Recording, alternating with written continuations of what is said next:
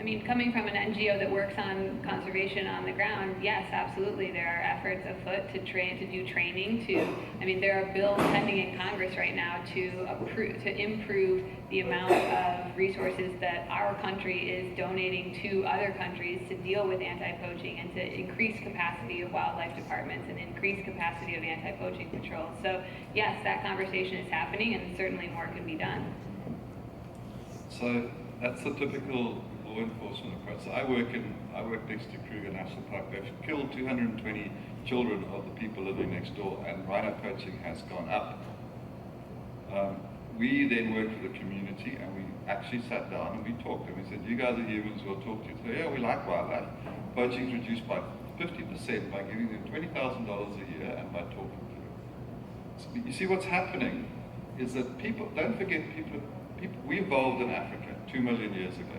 We've been hunting as a lifestyle for 2 million years. So people have been doing hunter-gathering since ancient history.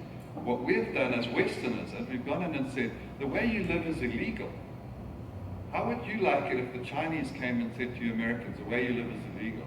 That is not, it might be law, but it's not accepted, it's not a social norm. So people turn to like Robin Hood. The poacher now becomes the hero because he is opposing the oppressor who's putting these laws on him to do things that they think are morally right. So being legal and not being legal in Africa is a much more tricky situation in America because we as ordinary Africans were not involved in making the laws that were imposed on us. That's why you guys have the Second Amendment about guns in case someone imposed laws on you. We have the same thing. We get pissed off too when we're told what to do. So legal and what's morally right is not always the same. Thank you. Your next question. I guess I had a comment first, and that there are lots of mechanisms on the ground. I'm responding to the previous question. As far as outfitters using poachers for trackers and guides and stuff, there's a whole program called Poachers to Preachers that's been used. And some of these folks, if they're not employed by outfitters, ultimately end up going back to bushmeat hunting because they're so effective at it. So legally employed, tracking and skinning, and actually getting a fair bit of meat out of the deal as well, and a paycheck. So you can make them good. There's one of the beneficial aspects of a trophy hunting operation. But that wasn't my question. My question is that Brian and Anna are leaving me with a real cognitive dissonance here. We've had a model of a way forward through good governance and recognizing economics, and we've also got a fairly serious effort towards ESA listing from the West that, although it won't stop hunting, it will basically drop the value below Brian's threshold. It's like pulling the plug out of a bathtub. There's no economic incentive anymore for these folks to hunt, and lions lose value. And is there anything in the ESA that recognizes those unintended consequences, or can there be a moral or philosophical shift to somehow accommodate that? Let me just jump in on the ESA provision. I mean, I think, again, I cannot emphasize enough that the Endangered Species Act does not create any bans on any activity. The entire structure of the statute is a permitting regime, and there's a case-by-case analysis for each individual situation, so it's difficult to predict broad trends, like shutting down an entire market, for example. What we have seen with other threatened species under the Endangered Species Act is that there continues to be robust hunting. Look at the African leopard, for example.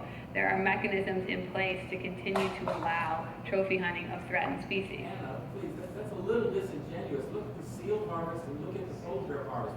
Prices plummet when the listings come through. That's not really accurate. You must expect with an ESA listing that the line prices are going to drop way down. That just follows, doesn't it? Not necessarily. And I think that what I'm suggesting is that you have to look at this species by species, and there certainly are factors that are at play in the market value of an item that are not solely related to the legal structure that is put in place. There's certainly demands that are in the middle of that equation that are, based on people's personal preferences, what people think the law is going to allow or not allow, and there's factors that we can't necessarily quantify in the middle there that are playing a role. So certainly, yes, having a listing under the Endangered Species Act does have an impact on the market. But whether a listing of the African lion is automatically going to completely shut down the trophy hunting industry of lions, I don't think is absolutely going to happen. First of all, there are other people outside of the U.S. who are conducting those hunts. The U.S. is certainly a top contributor, but we are not the only contributor. And so, you know, that's one piece of the puzzle, but it is not the determining factor per se. If I could say something, I think you were asking whether, also, part of your question was whether under the ESA, Fish and Wildlife Service can look at the consequences of the listing, and if they're going to be negative, not list. And I think the answer is no, they can't. If they otherwise determine that under the various listing factors that the species is either in danger of extinction in the near term or by some foreseeable future will be on the brink of extinction, you know, then they have to list, and they really can't look at unintended consequences. We certainly had that with the polar bear. As far as the impacts of a listing, yeah, if the species is listed as threatened and there's a special rule, then there could be a continuation of importation. The problem is there has to be, the burden shifts to the other side of proving that the hunt and the importation will enhance the species. And as a lot of hunters found out with elephant hunting in Zimbabwe and Tanzania, that can change suddenly without notice, which some of these hunts people plan for 1, 2, 3 years in advance. And then the day before you're leaving, or some people were in the field when this ban went into effect, and you know, when they flew out, they could import their elephant, and when they flew home, they couldn't. So that's going to affect U.S. hunters in making decisions about whether to go somewhere if the animal is listed and there has to be an enhancement finding or whatever else for the permit. I got two quick comments on listing. One related to what you say. So the place I work in Mozambique was banned. You can't import trophies to America. So guess who's hunting there? The Russians. So you've lost your influence. So because what you've done is you've treated the whole of Mozambique as one, like Africa's not one place. Mozambique's not one place. So this treating a country is a very unsubtle way of doing it, and it doesn't really work that well. In Southern Africa, we had the same act. We inherited royal game from the British, and we analyzed how well species on the list did versus species not on the list. And what we found is almost, in fact, every single time, species on the list did worse than species not on the list. So if you look in South Africa, things like blue wildebeest,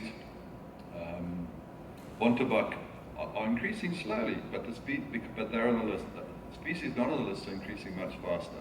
In my country, in Zimbabwe, the list did nothing for rhinos. It's been 41 years. And we did a particular comparison of spotted cats, leopards, and lions. So leopards and cheetahs.